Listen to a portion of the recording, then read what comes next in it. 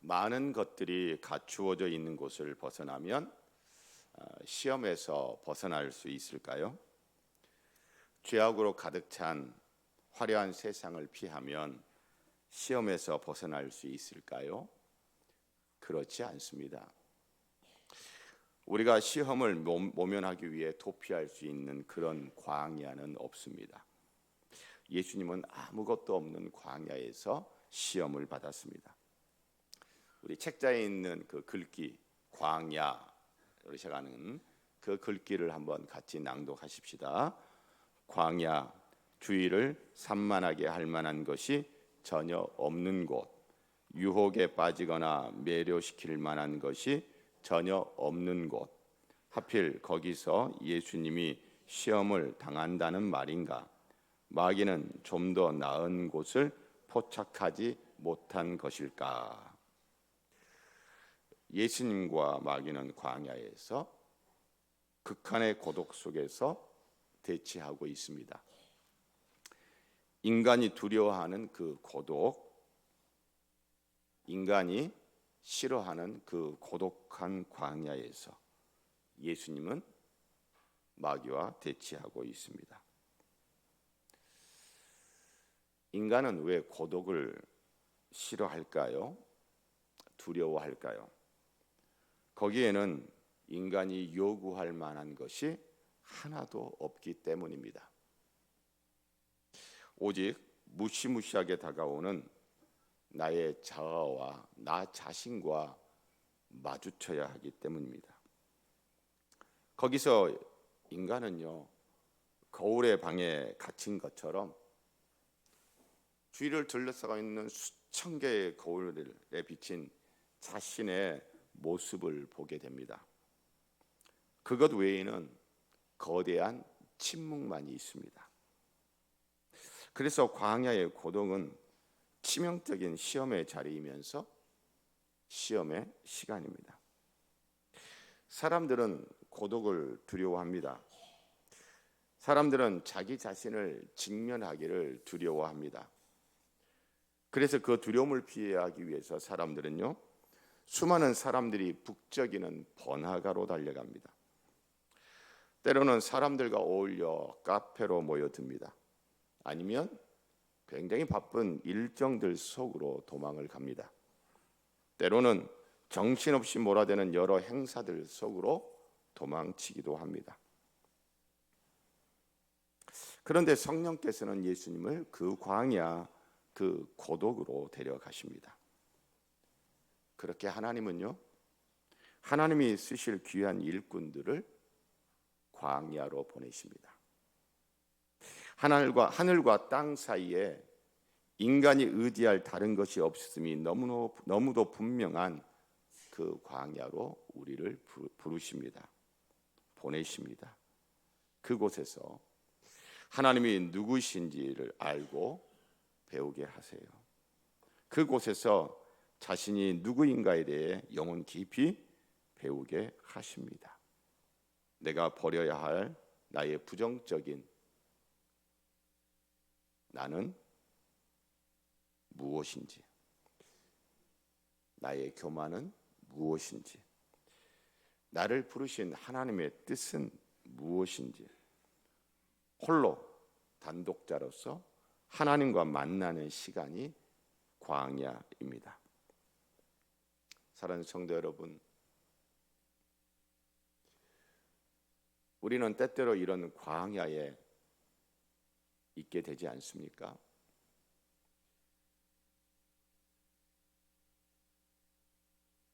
저도 예수 믿고 난 이후 저의 지난 인생을 이렇게 돌이켜보면 그런 광야들이 있었어요.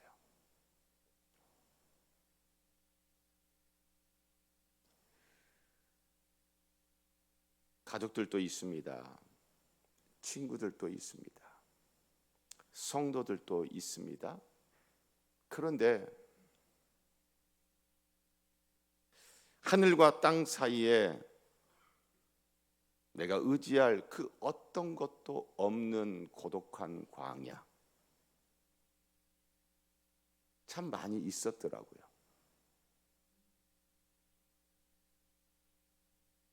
그 광야에서 홀로 눈물을 흘리며 울면서 기도하고 울면서 찬양했던 그런 광야가 있었더라고요. 참 많이 있었더라고요.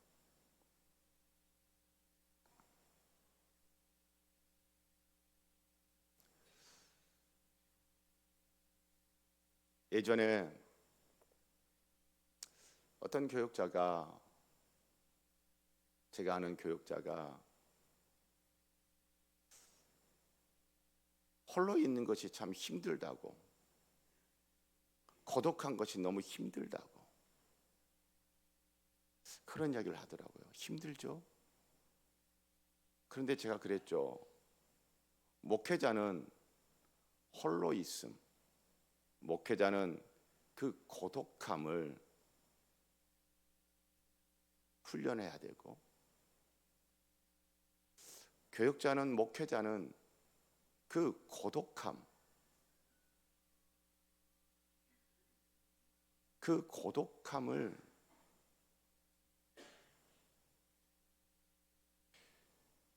한편으로는 즐길 수 있어야 된다. 그렇지 않고 그저 외로움이, 고독함이 그저 힘들게만 하면 나중에 큰 사고 치게 될 거다. 그런 이야기를 나눈 적이 있습니다. 사랑하는 성도 여러분, 광야가 있는 사람과 광야가 없는 사람의 차이는 굉장히 크더라고요.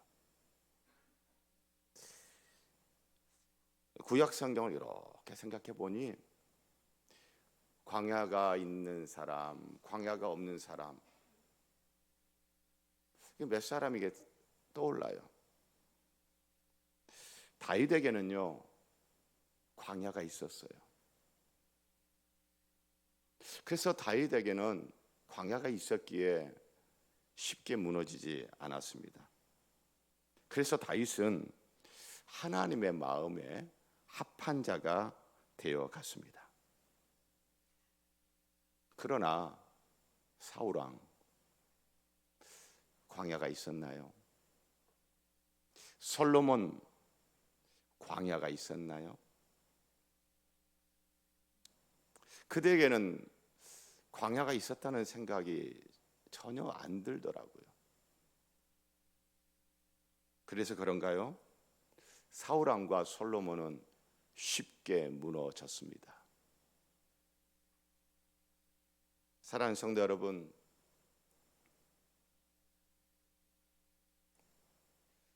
저는 개인적으로 하나님이 예수님을 이끌어 가신 그 광야, 그 고독한 광야, 그 광야가, 그 고독함이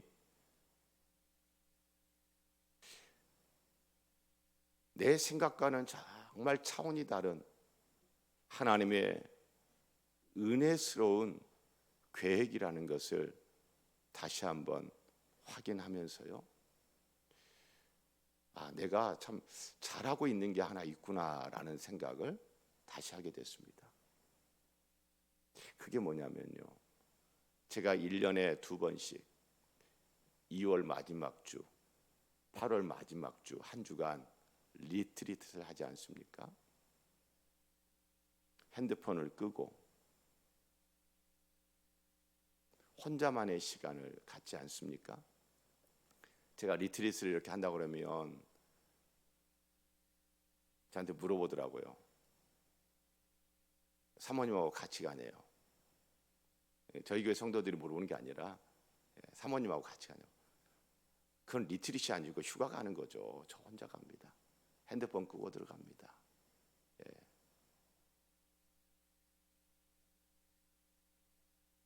광야로 이끄시는 그 침묵과 고독만이 있는, 그 광야로 이끄시는 그 하나님의 차원 높은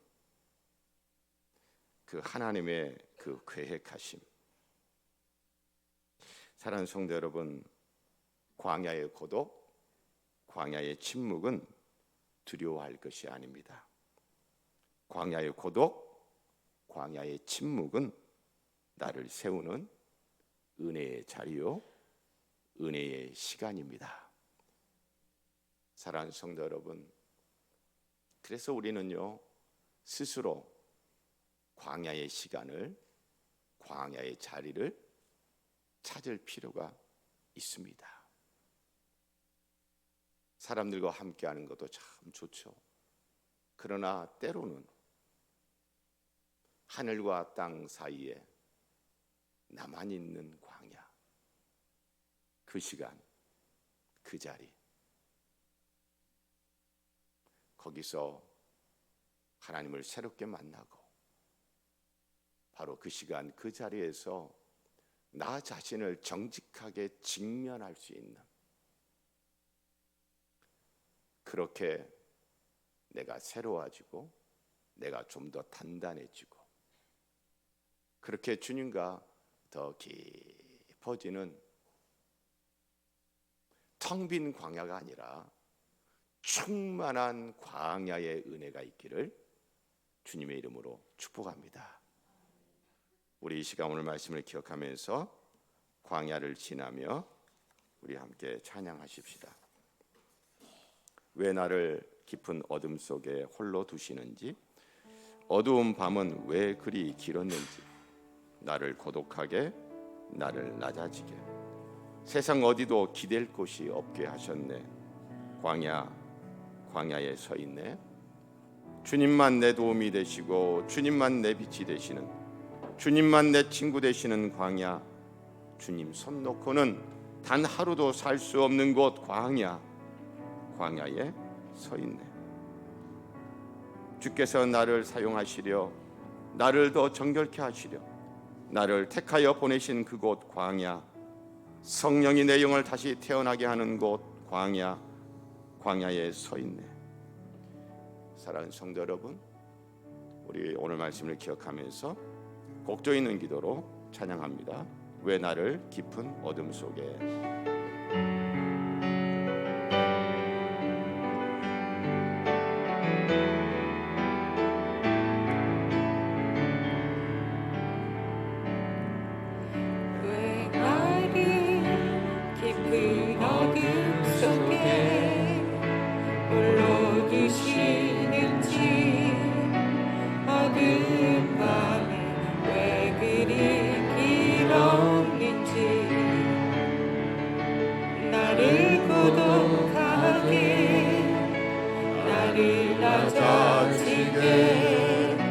세상 어디도 기댈 곳이 없게 하셨네.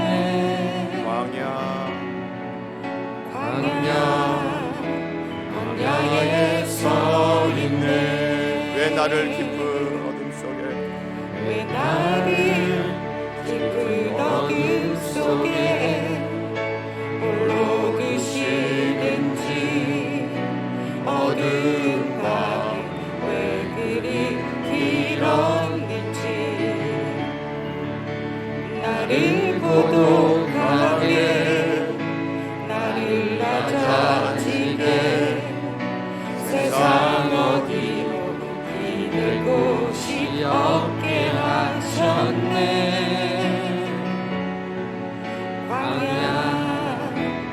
광야에 서 있네. 주님만 내 도움이, 주님만 내 도움이 되시고 주님만 내 빛이 되시니, 주님만 내 친구 되시는 광야, 주님 손 놓고는 단 하루도 살 수 없는 곳 광야에 서 있네.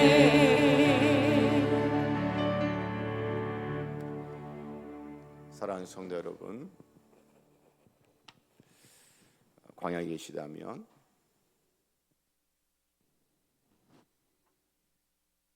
바로 그 텅 빈 곳 같은 날 홀로 있는 것 같은, 아무런 것도 보이지 않는 것 같은 바로 그 광야는요, 주님으로 꽉 채워질 수 있는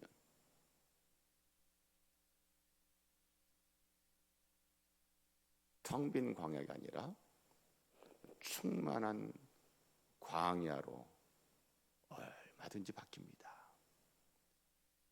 광야에서 40일간 계시며 마귀에게 시험을 받으셨던 예수님의 광야는 텅 빈 광야에서 충만한 광야로 바뀌었습니다. 그런 광야를 지났던 다윗도 모세도 더 충만해졌습니다. 우리 이 시간 다시 한번 왜 나를 깊은 어둠 속에 찬양하고 기도하십시다. 광야의 은혜를, 광야에서 주님을 새롭게 만나기를, 광야에서 내 자신이 다시 또 새로워지기를, 광야에서 텅 빔이 아니라 하늘의 충만함을 누리기를 기도하십시다. 왜 나를 깊은 어둠 속에